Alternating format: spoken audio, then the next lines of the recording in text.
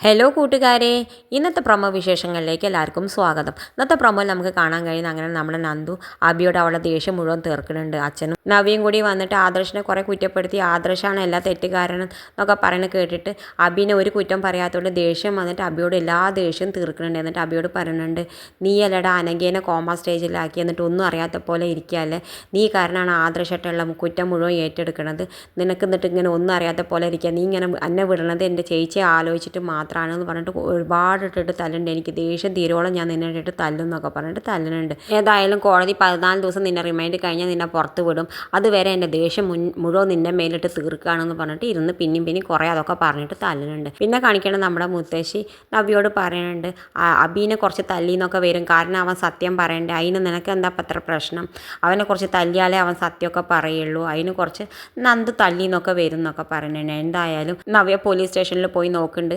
അബിക്ക് എന്തെങ്കിലും പറ്റിയിട്ടുണ്ടോ, അബിയെ തല്ലുണ്ടോ എന്നൊക്കെ അറിയാൻ വേണ്ടിയിട്ട് അവൾ പോലീസ് സ്റ്റേഷനിൽ പോയി നോക്കുന്നുണ്ട്. എന്തായാലും അവൾ ആ കാഴ്ച കണ്ട് ഞെട്ടുന്നുണ്ട്. ഇത് കാണിച്ചുകൊണ്ടാണ് ഇന്നത്തെ പ്രൊമോ അവസാനിക്കുന്നത്. ഇതുപോലുള്ള പ്രൊമോ വിശേഷങ്ങൾ നിങ്ങളുടെ മുന്നിൽ എളുപ്പത്തിലെത്താൻ ഈ ചാനലൊന്ന് സബ്സ്ക്രൈബ് ചെയ്യാൻ മറക്കരുതേ.